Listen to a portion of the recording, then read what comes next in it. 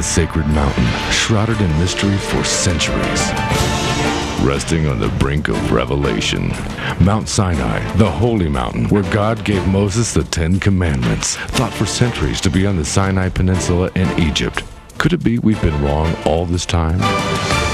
Biblical explorer Bob Cornuke and his companion Larry Williams embark on a journey that will change their lives forever, finding evidence leading to what could be the real Mount Sinai. Fascinating and remarkable, says National Geographic Television. The most likely site for Mount Sinai, says Newsweek, and Coach Bill McCartney said it was the most powerful thing I've ever seen.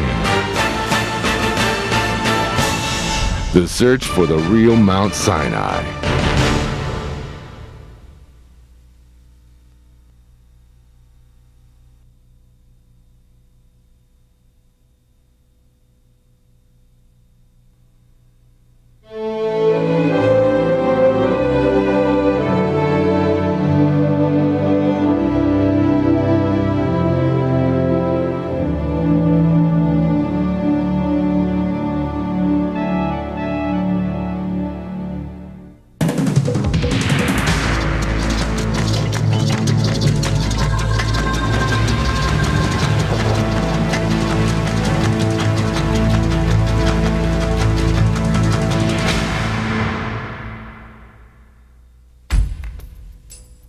The fate of the lost Ark of the Covenant is perhaps the greatest mystery of all time. The gold box built to carry the Holy 10 Commandments at Mount Sinai, the powerful vessel God used to level mountains, lay waste to entire cities, and destroy armies, the holy relic with unspeakable power, suddenly and mysteriously disappears from recorded history. For hundreds of years, explorers and archaeologists have given their lives to find the Ark, and nations, kings, and rulers have all sought to possess it for themselves. Some believe that if it could be found, they could possess its great power, and others believe that if it was discovered, it would set in motion a chain of prophetic events that would bring about the end of the world. Journey with us on an expedition that unearths startling new information on the exact location of the Ark. We will take you to a mysterious stone city and to an elusive protected island inhabited only by monks. And you'll see the guardian of the Ark, believed to be charged by God to protect it till the day he dies. Like a detective story, history opens up its hidden secrets to reveal a stunning trail of evidence that unlocks an age-old mystery.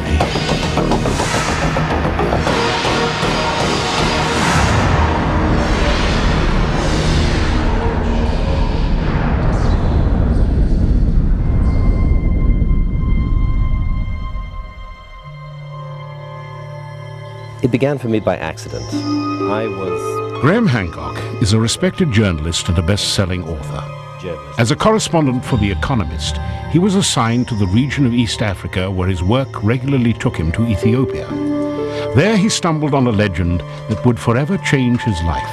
And I started hearing stories about a tradition concerning the Ark of the Covenant. And my curiosity was provoked, and I started to investigate the subject. And this investigation just drew me on over the years into a total absorption with a single question: does Ethiopia have the Ark of the Covenant? He documented his findings in his best-selling book, The Sign and the Seal.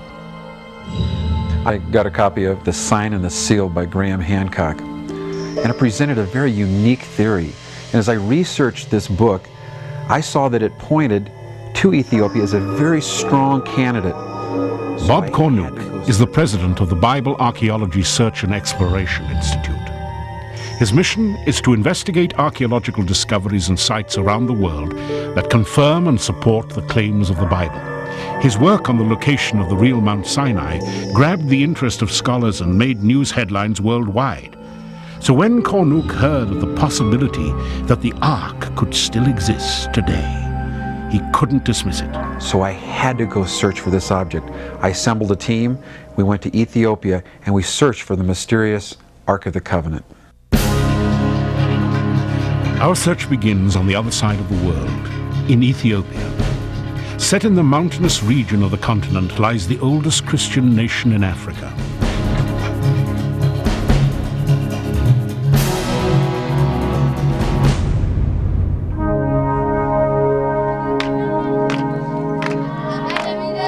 Isolated in its highlands sits the remote, dusty village of Aksum. This village has remained virtually untouched by the outside world for thousands of years, and its people are gracious and hospitable.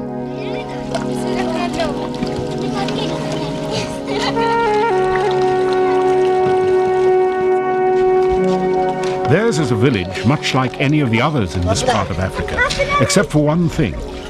They believe that they possess the most holy relic on earth, the Ark of the Covenant.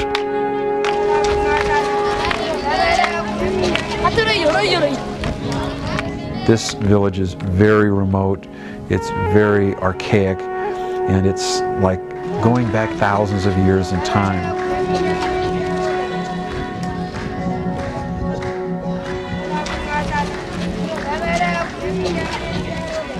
Scholars in general, biblical scholars, historians, academics, don't feel that there's any merit to the Ethiopian claim. I should add that this is largely people who've never been to Ethiopia themselves and really have no idea what the claim is based on, but there's just a feeling on the part of academics that such an important object as the Ark of the Covenant couldn't possibly have found its way to this remote corner of Africa.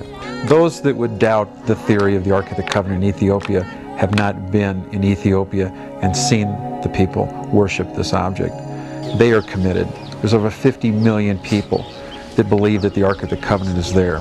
This isn't just some loose legend that just sprung or came about. I think it has to have some basis in history, because these people have a firm belief that the Ark of the Covenant is there. But why do these villagers believe this? Is it only myth, or is there any truth to their claim? Their legends speak of one of their most famous rulers, the Queen of Sheba, whose beauty captured the heart of the Israelite King Solomon himself. They had a son named Menelik, who, according to their tradition, stole the ark and returned it as a gift to his mother in Aksum. There's huge problems with this tradition, one of the biggest being that the city of Aksum did not exist in the time of Solomon. It did not exist. The archaeology of the site is very, very clear. It's a city that started to be built up from about the 2nd century before Christ, certainly not in the 10th century before Christ. And it was natural of academics to dismiss this story. But the people of Ethiopia don't dismiss it. In fact, they not only believe the Ark rests there today, but they honor its sacred demands and give their lives in serving this holy object. This entire culture reveres its power, and its worship is central to their faith. They worship daily. They migrate from miles around and come every day to this temple, and they give their lives in worship to what they believe to be the Ark of the Covenant. I could see the people wrapped in their white robes, journeying and migrating to the chapel of St. Mary's of Zion, where they would worship. They follow a very old style of Orthodox Christianity.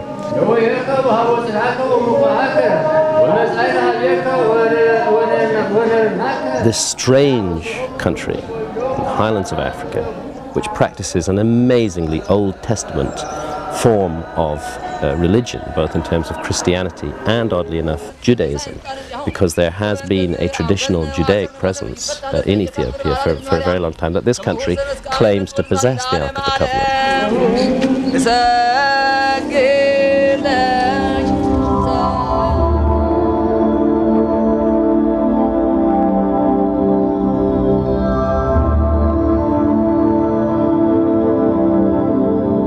Every single church in Ethiopia, there's more than 20,000 of them, contains a replica of the Ark of the Covenant in its Holy of Holies. And these replicas are so important that if they're removed from the church, then the church is considered to be deconsecrated. The priest, covered by the umbrella, has just been inside the Holy of Holies in a church containing only a replica of the Ark. Even a replica is thought to be so holy that men gather around to be touched and blessed by him.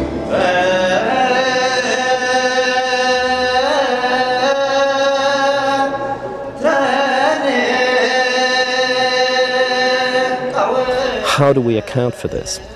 What I think has happened is this. Ethiopia does possess the Ark of the Covenant, but it didn't get to Ethiopia in the way that the traditional story has it. It came much later by a totally different and absolutely reasonable historical route, and it eventually found its way to Axel.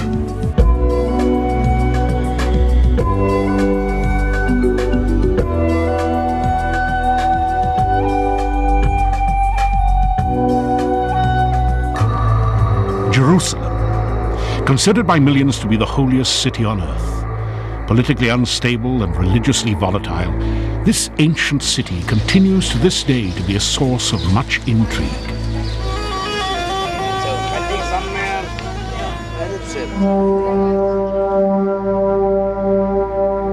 The magnificent Temple of King Solomon was built here nearly 3,000 years ago.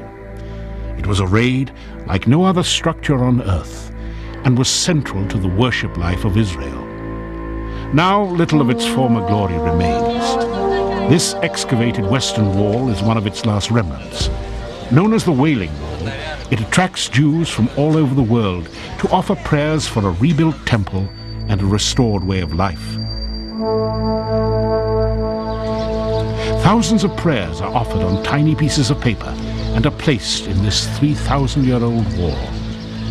They testify to a nation longing to return to worship in the ancient temple, and to a hope of a new temple to be built on this holy site. Now, where Solomon's great temple once stood, there rests the Mosque of Omar, the third most holy site in all Islam. This rare footage, gained by special permission, shows its elaborate architecture and imposing design.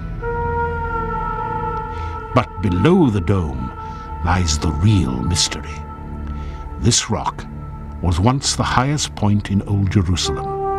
It was once the very floor of Solomon's temple, and in its core was a room called the Holy of Holies. This room was the center of the temple, only accessible by the high priest. In this room, and some say on this very rock, sat the Ark of the Covenant of the Lord. According to the Bible, this was the last recorded location of the Ark. The focal point in the Holy of Holies really was the Ark of the Covenant. But the focal point of the Ark of the Covenant was the mercy seat, that flat spot on top of the lid of the Ark of the Covenant. We know it was the focal point of the Ark of the Covenant because by God's own instructions, that was the very spot, the very place where the cherubim were to focus their gaze, the cherubim that were represented on top of the Ark of the Covenant. The Bible chronicles that the Ark of the Covenant was built at Mount Sinai, the holy mountain where God descended to give Moses the 10 Commandments. It was a wooden box about 4 feet long, 2 feet high, and 2 feet wide. The entire box was covered, inside and out, with pure gold. The lid was a special thick slab of gold called the mercy seat, and was crowned by the powerful figures of 2 winged angels called the cherubim. When its construction was complete, it would house the 10 Commandments given to Moses on the top of Mount Sinai, and between the golden cherubim, God's very power would dwell. And it wasn't until blood was sprinkled by the high priest on the mercy seat, on that spot on the lid of the Ark of the Covenant, that God's wrath was satisfied by the blood of a substitute.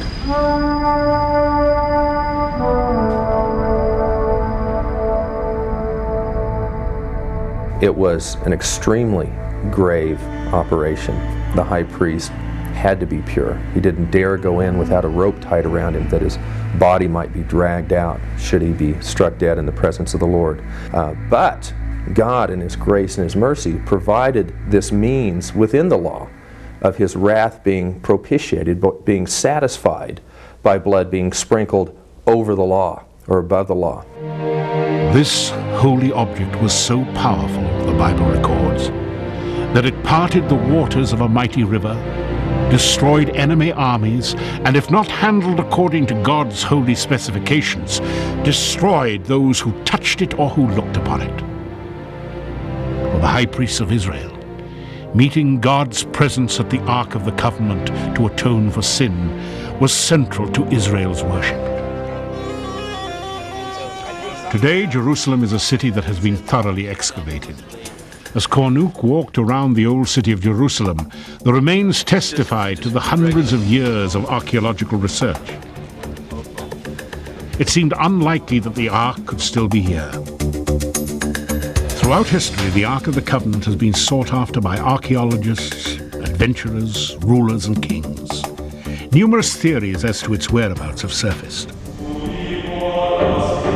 One theory concerns the pharaoh Shishak, who certainly led an army into the Holy Land soon after the time of Solomon. And it's been suggested that he may have taken the Ark and brought it back to Egypt. And in fact, that's the basis of the scenario in the Indiana Jones Raiders of the Lost Ark movie. Some believe that it was destroyed by the Babylonians when they invaded Jerusalem. The Bible records the detailed manifests of what was stolen from Israel. Items like knives, door hinges, and lamps are listed. But the most important item, the Ark of the Covenant, is never mentioned. Another theory is that it was taken under the Temple Mount somewhere and secreted away because of the extensive network of tunnels and quarry tunnels underneath the Temple Mount. In fact, just within the last few years, a particular rabbi in Jerusalem was caught periodically digging under the Temple Mount toward the Holy of Holies, which would be under, of course, the Dome of the Rock Mosque. And his little workings there were all cemented up and safeguarded because it would have caused just a huge international political incident for him to continue. There have been many people that have claimed to have seen the Ark of the Covenant, some of them underneath the Temple Mount. Others have claimed that it's in the area of Mount Nebo. But none of these have been substantiated, and none of them, I think, are credible. We need to require evidence. We need to require a sound mind, a level head. Here at the Wailing Wall, we see a bar mitzvah of a group of Ethiopian boys. Unique because they are Jewish Ethiopians called Falashas, or Beta Israel. After a major exodus to Israel in a special airlift called Operation Moses in 1989, all remaining Falashas left Ethiopia. Their existence is physical proof that an ancient Jewish community existed in Ethiopia. Their origins remain a complete mystery.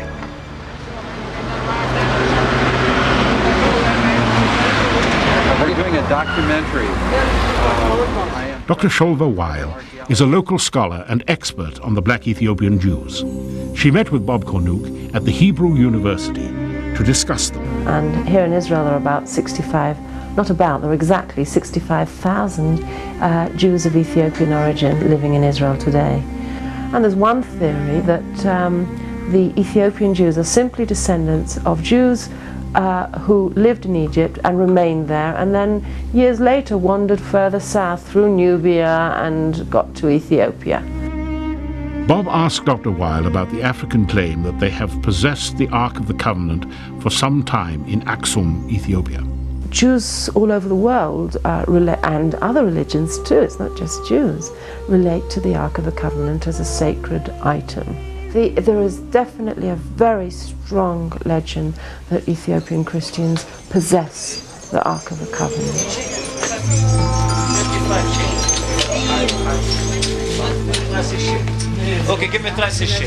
The Temple Institute is a sect of Jews intent on seeing the rebuilding of the temple in Jerusalem. Cornuke wondered if they could shed some light on the Ark's whereabouts. We have no real concrete information. And I can't speculate because I can give you stories, historically speaking, that people have written about and talked about. But to be concrete, to be 100%, comfortable with of giving you honest proof, black and white, it's not available. See, what I needed to find was a viable workable historical route that could have brought the Ark of the Covenant to Ethiopia, and that could have brought it to Axum at a time when Axum did exist. Hancock delved into his research. Studying the biblical text and examining Jewish tradition, he came upon a particularly troubling and violent time in Israel's history, one that may have led to the Ark being removed for safekeeping. Around 650 BC, a monarch had sat on the throne of Israel, Manasseh, who was completely different from all of his predecessors. In fact, he's reviled in the Bible for having abandoned the traditional Judaic faith and for having installed a pagan idol in the Holy of Holies of the temple, the ultimate abomination, an Asherah, a pagan idol in the Holy of Holies. This would have infuriated the loyal priests. He actually practiced sorcery and wizardry, even sacrificed his son in the temple. The loyal priests wouldn't have allowed this to happen if the Ark of the Covenant was there. And I talked to many biblical scholars about this matter, and they all agreed that for those priests who were loyal to the traditional ancient religion of Judaism, it would have been completely unacceptable and impossible for the Ark of the Covenant to remain in a Holy of Holies that had been defiled by the presence of a pagan idol, and that there would have been a very powerful motive for the Ark's priesthood to remove the Ark of the Covenant at that time. It would have been taken out to a safe place, somewhere else, away from Jerusalem, away from this king who is evil and wicked. But where was the Ark taken? Graham's research uncovered an extraordinary development, evidence of a site on the Nile River in Egypt, seemingly designed to house the Ark of the Covenant. A Jewish temple was built outside of Jerusalem during the First Temple period. Now this is an extraordinarily important development, because during the First Temple period there would seem to be no justification whatsoever for the construction of a temple anywhere outside of Jerusalem. As a matter of fact, if you look at the biblical texts on this, you'll find that the rationale and the reason for the construction of the temple is stated very, very clearly of the temple in Jerusalem, that it was built as an house of rest for the Ark of the Covenant of the Lord. That's why the temple was built. Why in that period is a Jewish temple built on the island of Elephantine in Upper Egypt near the town of Aswan in the middle of the Nile? Why should this happen? What can explain it? Could this be where the priests fleeing Manasseh's reign of terror had gone with the Ark of the Covenant? With Israel in defilement, they may have taken the Ark down the Nile River, seeking a safe place for it to rest. So I began to realize that it might not have been a coincidence at all that a Jewish temple suddenly appeared way off in Egypt on the island of Elephantine. This temple is built, and further investigation showed that it had been built by priests fleeing the reign of Manasseh. Ladies and gentlemen, approaching Cairo Airport. Kindly requested to fasten the seatbelts. Thank you. Well, then we traveled south into Egypt, to Aswan, where Elephantine Island is located on the Nile River.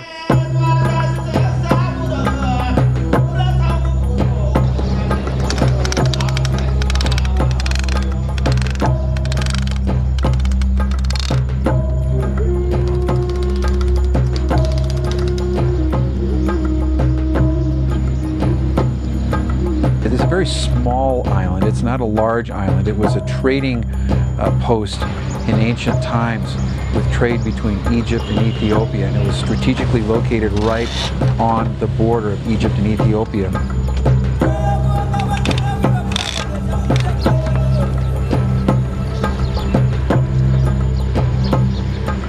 It's a very isolated island on the Nile River.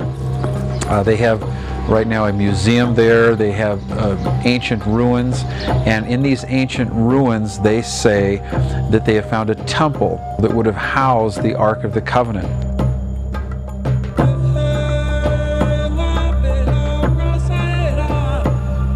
Elephantine is an island whose ruins have been a curiosity to archaeologists since the late 1800s. As Bob surveyed the island, it was clear that a significant culture dwelt here at one time. But was there a Jewish temple on this island? And could the Ark of the Covenant have come here? Bob was curious to know more and met with Dr. Atif Hanna, who has personally been involved in studying the archaeology of Elephantine for the last 20 years. And he advised us that they had found writings that indicated that the Ark of the Covenant actually was there and rested in this temple.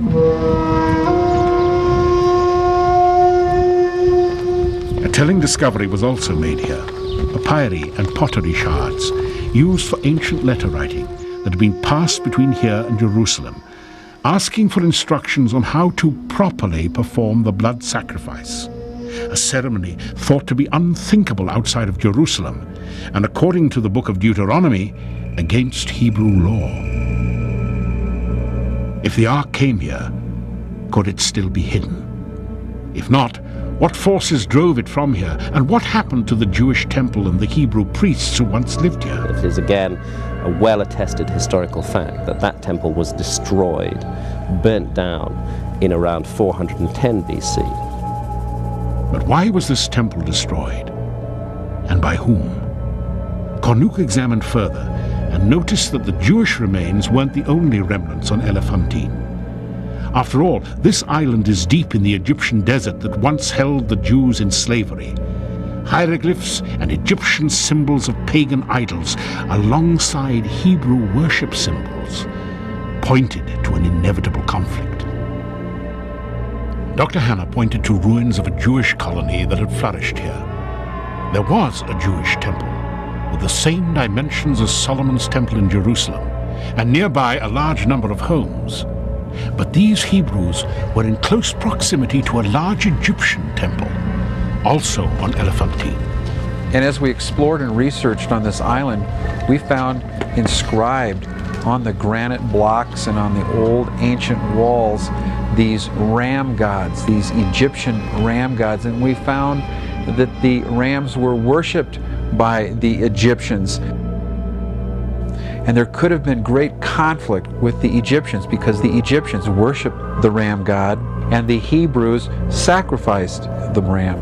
This would have caused a conflict between the two groups, possibly resulting in the destruction of the temple and them leaving the island altogether. Yeah, there are conflicts between the Jewish and Egyptian because the Jewish are sacrificed by a ram, and Egyptian are adoration or worship the ram.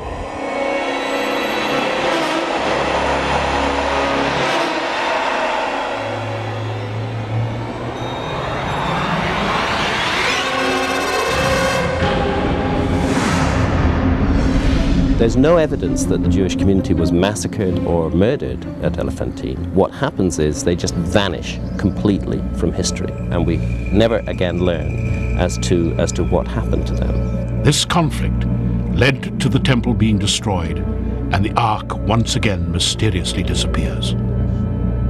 Bob again spoke with Dr. Hannah and was surprised to learn what he believed happened. The Ark of Covenant moved from Jerusalem at Manasseh Kings and come at Elephantine Island. The Ark of Covenant here, I think it will be remained for some times. Yes, for keeping at the Jewish temple.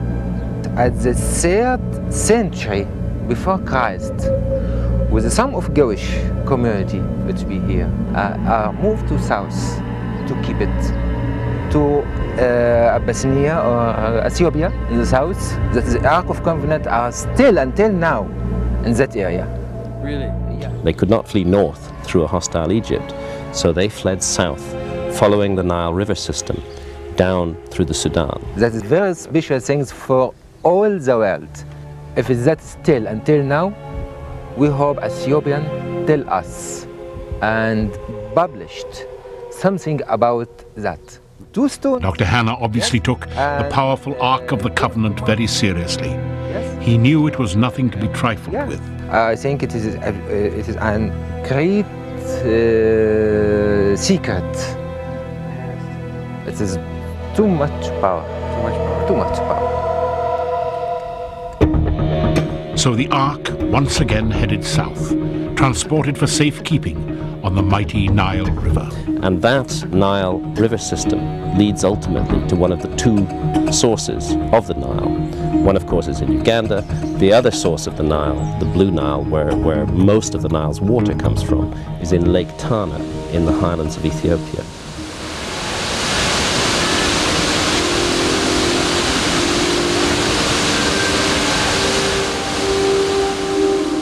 This is the spectacular Blue Nile Falls. And directly above it is one of Africa's largest lakes, Lake Tana. It's like, so Africa. Please take me a minute.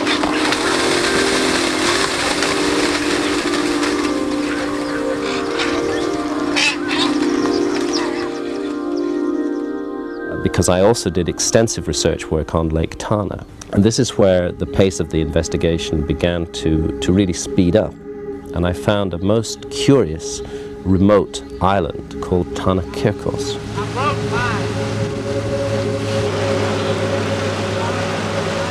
Very difficult to get to this island, and in fact it takes a 3.5-hour boat ride across Lake Tana, which is about 90 miles across. It's one of the larger lakes in Africa. Tana Kirkos is considered by the Ethiopians to be a holy island. This island is considered to be one of Ethiopia's most protected holy sites. Only about a mile long, this narrow island is covered with lush vegetation and surrounded by towering cliffs. Set in the middle of Lake Tana, it is completely restricted from visitors. Few were allowed to visit, and only men were welcome. Bob wondered what clues Tana Kirkos held and what he would find there.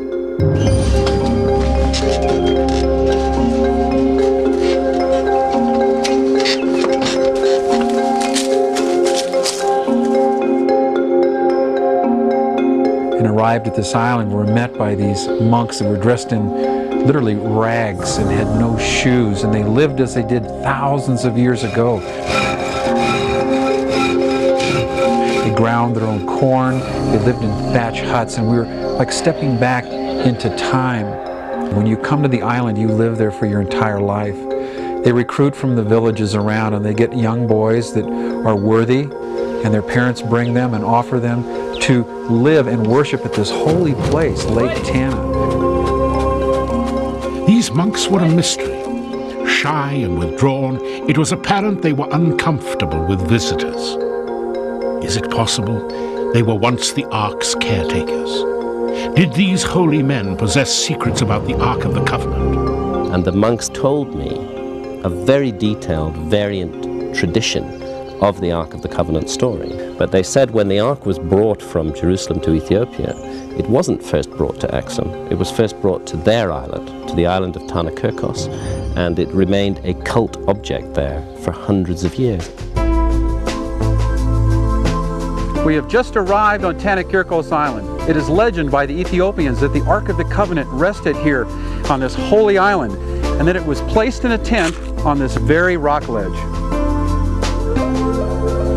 Could the Ark have rested on this rock surface overlooking Lake Tana for 800 years, as the monks have claimed? A unique altar of rocks still remained on the site. Covered by moss, this altar was visibly weathered and ancient. Carved into these rocks, there is a curious hollowed-out bowl. As Cornuke spent time with the monks, he seemed to gain their trust. He began to hear further stories from them about the Ark. That they claimed that people came by the thousands around this island to worship the Ark of the Covenant, and the priest would dip the horse's tail into the blood from the granite blocks and then sprinkle it on the Ark and then on the people. This blood was part of a traditional Jewish ceremony. The ancient bowl would hold the blood of the sacrificial animal killed for the atonement ceremony. This sacred site had never been visited by archaeologists, and as Bob surveyed the site, his investigative instincts took over. He began to dig. That's a due south, exactly along the line. With his team, Cornuke worked to measure and document the site. Then Cornuke discovered some holes carved deep into the rock. We are told from the monks that the Ark of the Covenant rested on this very spot below my feet. and that it rested in a tent called the tabernacle. And so we looked and we found evidence that there was actually a tent on this spot at one time. We found evidence of socket holes. You can see that they carved out of this stone the round hole that would have been the socket that holds the tent placements.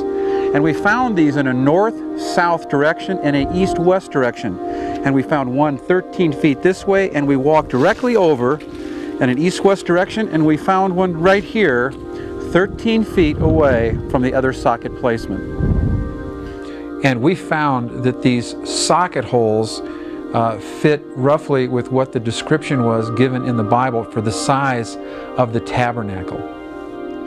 If the tabernacle tent which housed the Ark of the Covenant actually rested on these rocks, this would be a startling and significant discovery. It would validate an historical route, bringing the Ark to Ethiopia. The monks then offered to show Bob some of their ancient relics. This beautiful old tapestry painting was impressive, but no one was prepared for what the monks brought out next. The monks said that they had implements with them from Solomon's temple. I said, why would you still have these implements from Solomon's temple? Wouldn't they have gone to Axum with the Ark of the Covenant? And they said to me, we were Jews at that time. Later, our community became Christians. Finally, the first Christian king of Ethiopia, he came with his army from Axum to our island, and he stole the Ark of the Covenant from us, and he took it to Axum and he put it there. So they did not need these items to be taken with them to Axum. They were actually abandoned and left with the monks on Tanakirkos.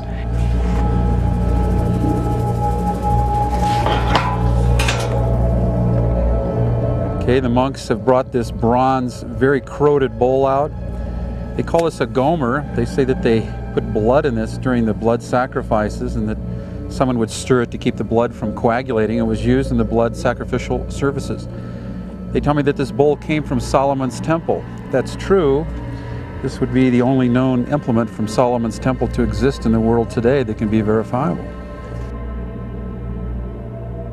The monks brought out a pair of ancient meat forks and said they came from Solomon's temple with the Ark. The monks explained that these meat forks were used to put large pieces of meat on the fire in the burnt offering sacrifice. Each fork was topped with the budding almond symbol, one Bob had seen at other sites in Ethiopia. And this stand is extremely old, very, very heavy. This gomer fits on the top of this stand like this. You can see it's bent from time and wear and just sheer fatigue. But they claim when they became Christian that they did not need these implements any longer because they were involving the blood sacrifice. So with Jesus Christ offering the blood of sacrifice, these were no longer needed in their ceremonies. So they were left with the monks. Where did they get them? They had virtually no metal on the island and no ability to manufacture these items, and plus the items were extremely old in antiquity. So where did these implements come from? These monks said that I was the first one to be shown these implements, because if these ever proved to be articles that were from Solomon's temple, these photographs will be the only ones in existence to date. And I felt it was an extreme honor to be a part of this.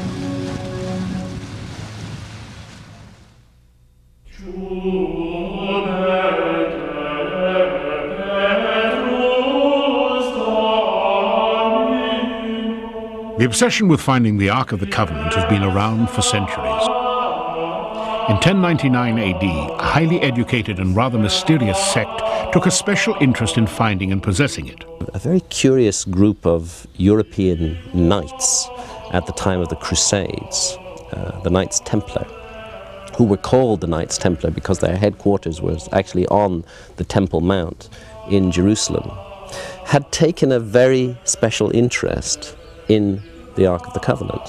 And it is believed that they searched for holy objects, that their quest was to find these objects that were very significant in Christian history.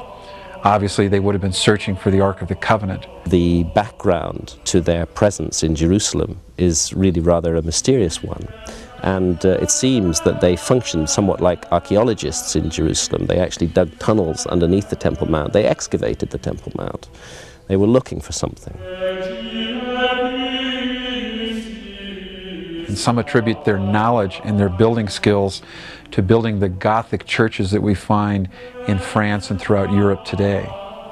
Now in Chartres Cathedral in France, we find a very curious tableau on the north porch. We find an image of the Queen of Sheba set in an African context. There's an African figure at her feet, which seems to suggest a knowledge of the Ethiopian claim. And we find an image of the Ark of the Covenant on a pillar being led as though it were in the direction of the Queen of Sheba, and underneath an inscription saying, "Here is hidden the Ark of the Covenant."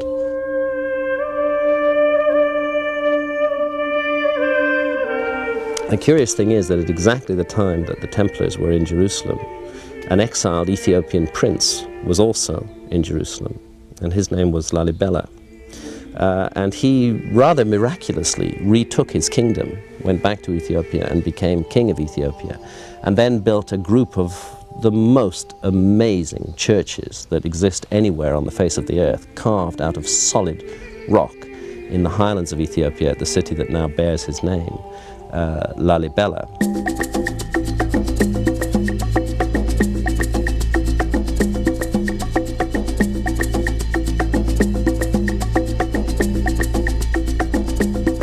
These monolithic stone churches are nothing short of amazing.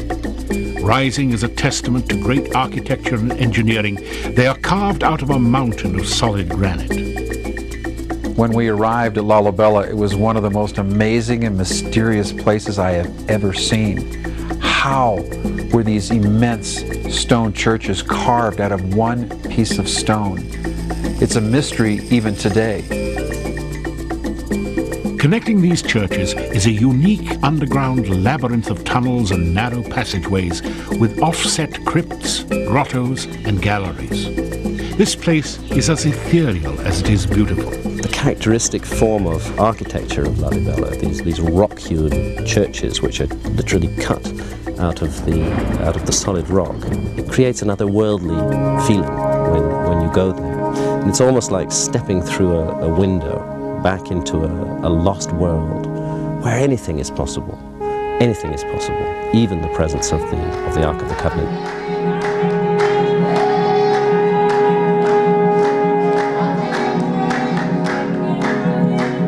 You suddenly realize when you go to Lalibela that the Ethiopians are connected to the past in a way that we in the West can hardly even imagine today.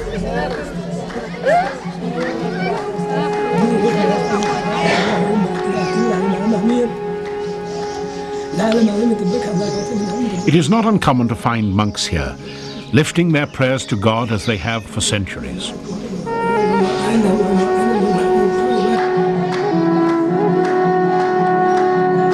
How did Lalibela return after exile from all those years and immediately overthrow his brother that controlled the throne, and then immediately start building these stone churches in 1185? I began to wonder whether there might have been some involvement of the Knights Templar in this story, particularly since there are traditions that white men were involved in the construction of those churches. This pillar in the center of one of Lalibela's largest stone churches may contain the ancient secrets of Lalibela's construction.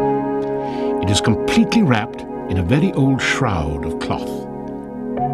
Said to be hiding an ancient inscription written by King Lalibela himself, it most likely holds the key to how the churches were really constructed. Its secret inscriptions are said to record that the city was built in only 24 years by white men.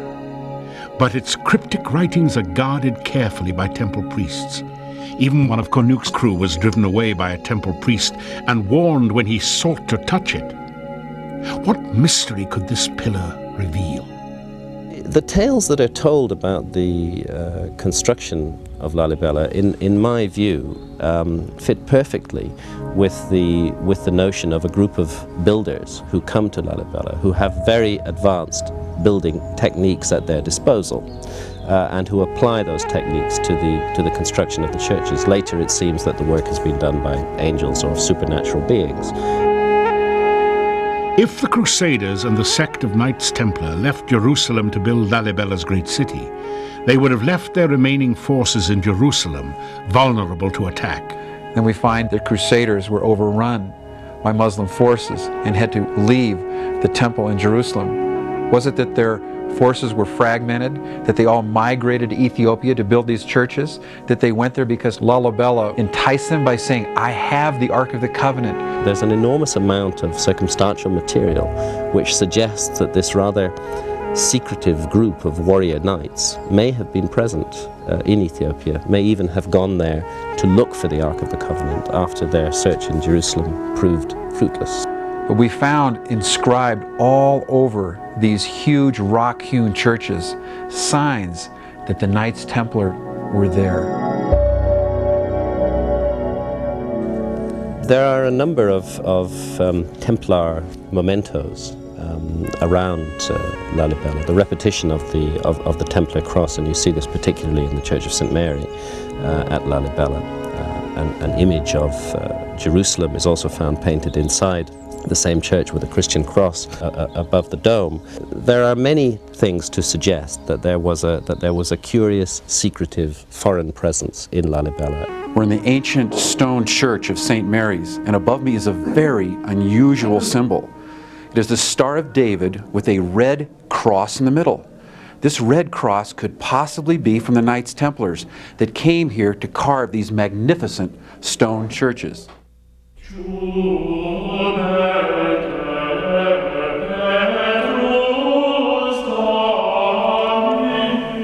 This ancient stone wall here has an interesting painting on it. It looks like this is a sword, European in style. It would be very interesting to find out exactly what this could be dated to. And up above here we have what appear to be white men coming with a white cross on a signa. And it'd be interesting to find out exactly what that symbolizes also.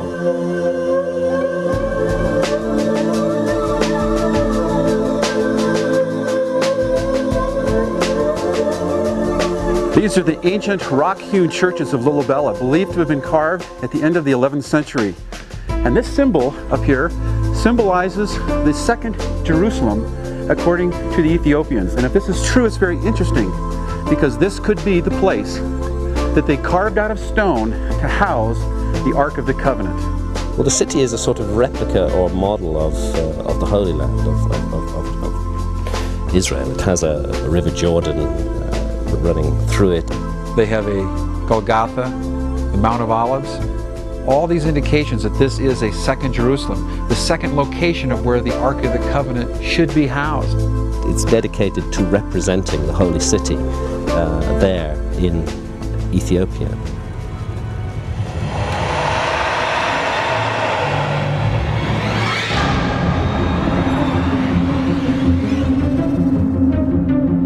In this stone cavern we find these bones. We're told that they're 800 years old and that they're Egyptian. We're told that they came here seeking the second Jerusalem. The big question is, why did they come to this ancient city of Lalibela?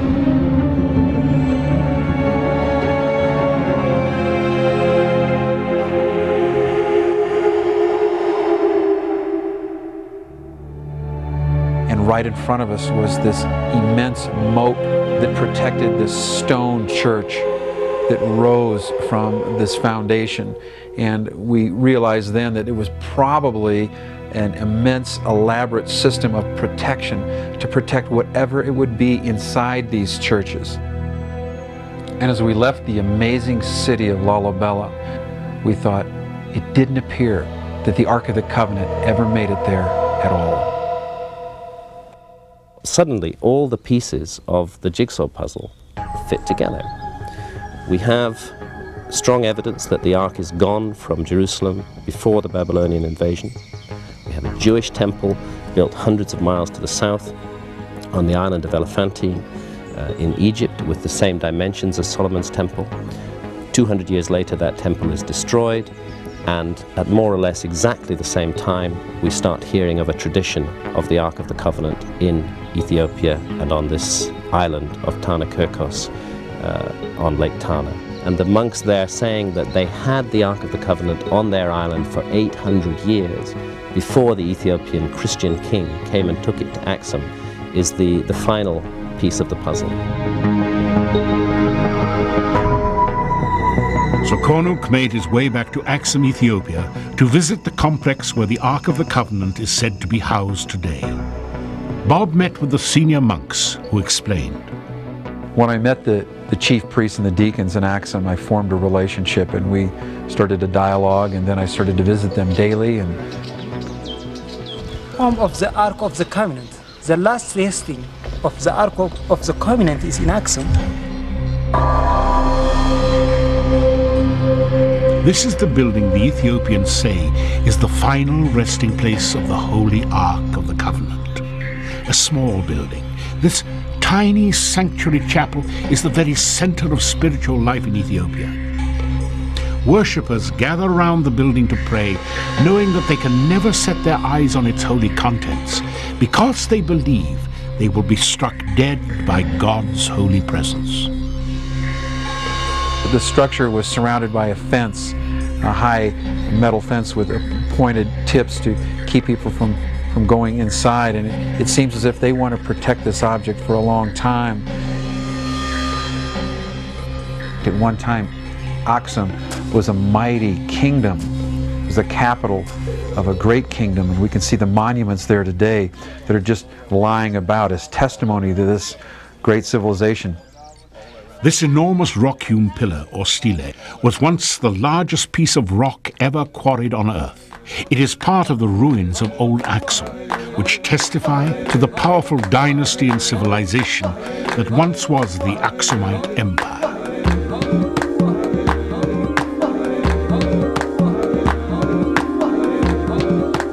Nearby, Cornuke examined the foundation ruins of an old temple. Built in the 4th century at the conversion of the Axumite kingdom to Christianity, it was the original church structure said to have housed the Ark of the Covenant. 1,200 years later, in 1535, it was razed to the ground by the fanatical Muslim invader Ahmed Graggan, and the Ark had to be removed and hidden to keep it safe.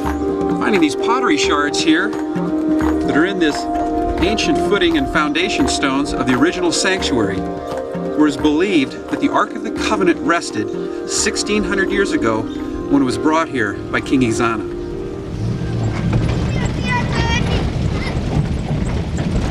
Cornuke began his search and investigation of Axum and the surrounding areas. His first stop was a ruin with a recently discovered ancient stone monument, retelling Axum's great history as a powerful dynasty.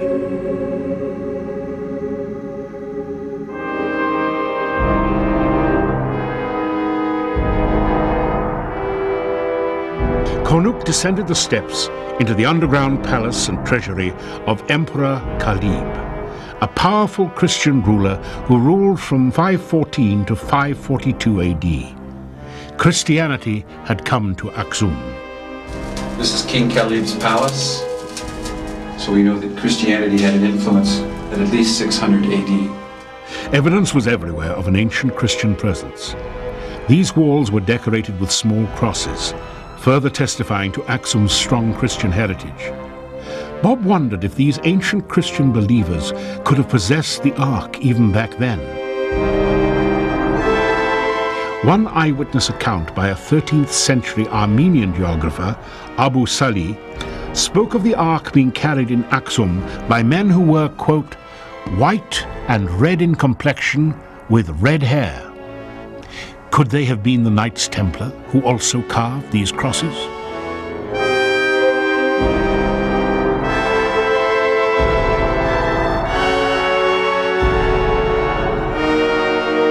Bob had heard of a unique carving not far out of town, carving of a lion, and with it a Templar cross. This possibly carved by the mysterious knights themselves. Bob wanted to see for himself. This lion had a very distinct European design, and the neighboring cross was certainly a Templar cross. There had been a strong Christian presence all through this region.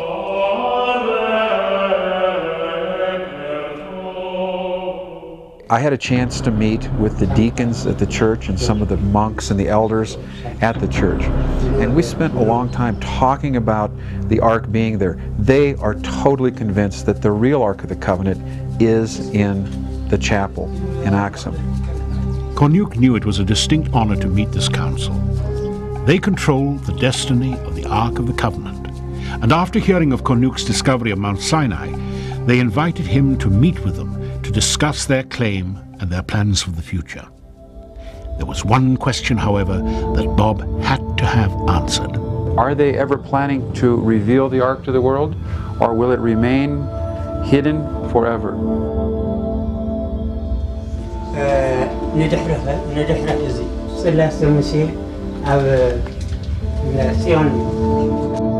This question initiated a reluctant discussion by the committee. After a moment of deliberation, the head priest's answer was very clear and absolute. So the Ark of the Covenant will be hidden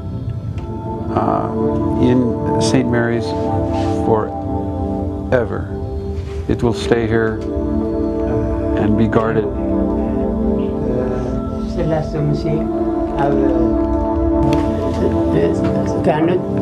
Cannot be given order or given answer by this committee about the Ark of the Covenant. We will wait as it is. We are not able to change anything from what had been before. The power of tradition in Ethiopia is very strong, and if a place, a particular part of a church has been roped off and obscured from the eyes of ordinary people for hundreds of years, you can be certain that it's going to continue to be obscured from people's eyes for hundreds of years to come.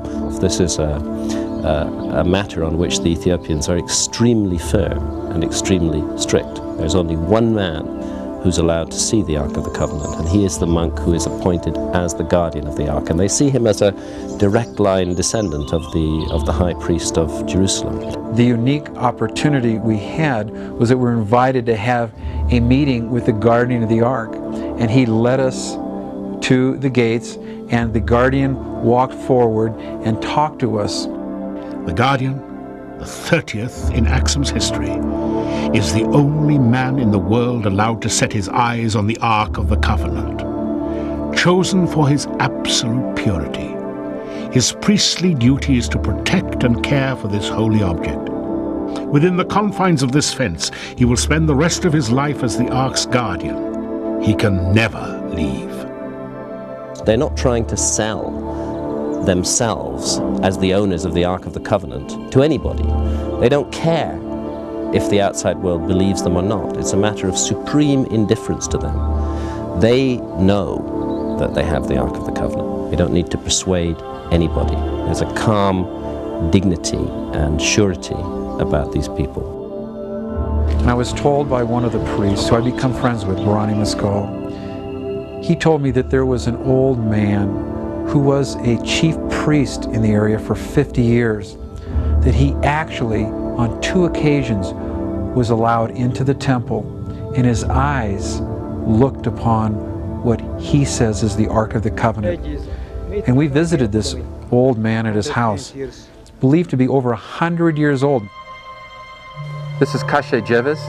He was the chief priest here in Axum for many, many years, and considered to be the leading scholar about the Ark of the Covenant here in Axum.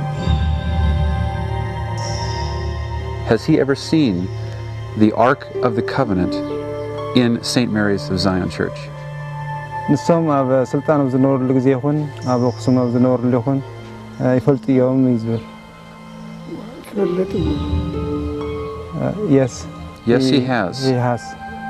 Could he show me in size what he believes the Ark of the Covenant, how long it was, And how tall it was?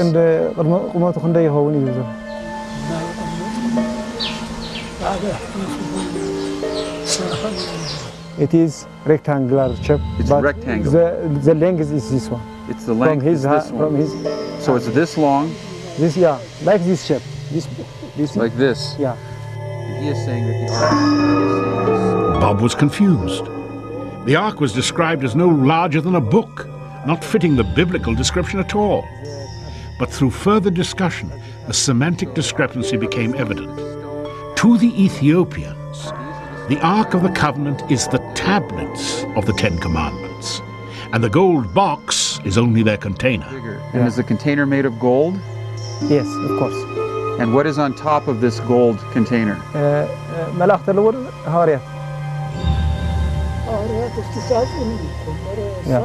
Only in the box there is some shape of angels. On top of the box there is some type of angels? Yeah. And are the angels made of gold? Yeah, it's gold. The angels are made of gold? Yeah. So you're talking about the Ark of the Covenant is the Ten Commandments according to your traditions and legend. Yeah. And these Ten Commandments are the Ark of the Covenant, but they're contained in a bigger gold box with angels on the top of them? Yes, yes. And he has seen this big gold box? All he's seen it, everything. He has seen everything? Yeah. And it is afraidable. He is afraid of it? Yeah, afraidable. When he become near, he become shaking. And it is changeable when you look at it. It changes when he looks at it, yeah. And when he looked at it, he was Your shaking. Like this, he was like afraid. Like it was like a mirror? Yeah, changeable. It changes? Yeah, he said.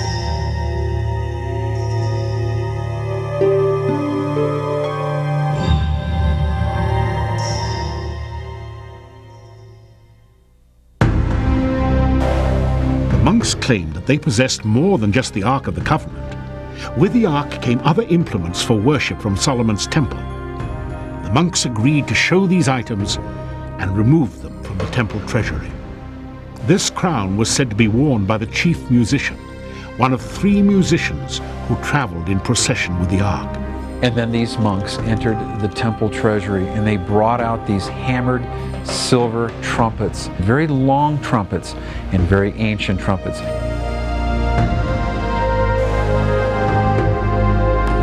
And we see that in Scripture that it says in Numbers 10, verse 1, the Lord said to Moses, make 2 trumpets of hammered silver and use them for calling the community together and for having the camp set out. These discoveries seemed remarkable.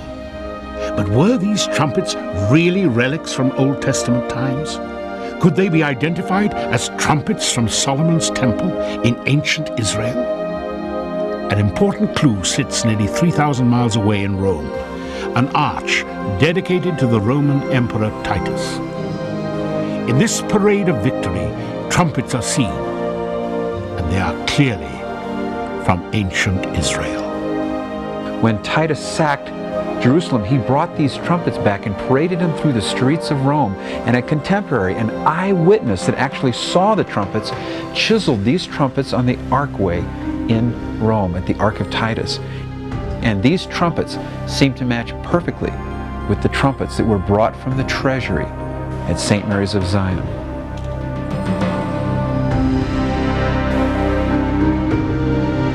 Let's suppose that there is some firm independent corroboration that the Ark of the Covenant is actually in Ethiopia. What the effects of such a corroboration outside Ethiopia may be remains to be seen. We can only speculate what the response would be to the discovery of the Ark of the Covenant outside of Israel. I believe that the population at large within Israel, whether religious or non-religious, would consider that to be clearly their property. Hidden away, out of sight of the world, in the highlands of Ethiopia may just be the best possible place on earth for this object to be. We live in very volatile and troubled times. A return of the Ark of the Covenant to Jerusalem at the moment would have explosive political and religious implications, which could ultimately lead to an attempt to build another temple in Jerusalem, and there are people who would like to do that. If somehow the Ark of the Covenant were ever to emerge, it would be a tremendous impetus for the construction of the Third Temple in Jerusalem. That, I think, is the most significant aspect of the Ark of the Covenant. Not saying that that somehow would overcome the fact that the Temple Mount is occupied by 2 mosques of Islam, but it would be a tremendous impetus for the construction of the Third Temple in Jerusalem. Everybody has a plan for another temple. We have to know how people can come together and work out hostility and anger and misunderstanding and learn how to live together so that a temple can be built. Such an event would cause chaos in the Middle East if it were to happen. So maybe it's a good thing for the world, just the best thing that could possibly be, if the Ark of the Covenant stays where the Ethiopians say it is, within their control, and there, as they always tell us, by the will of God. Maybe they're right. The Ark of the Covenant was God's sign and seal of his very presence on the earth. The 10 Commandments contained in the Ark are said to be written by the finger of God himself, and their words challenge us to this very day. Over the years, many have sought to possess the Ark of the Covenant's power, but few have been willing to live by its law.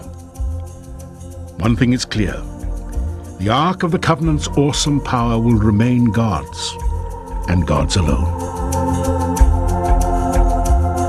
It was an amazing journey for me to travel throughout Ethiopia, and for me to think that I was standing just a few feet away from where the Ark of the Covenant may rest today was simply awesome and amazing.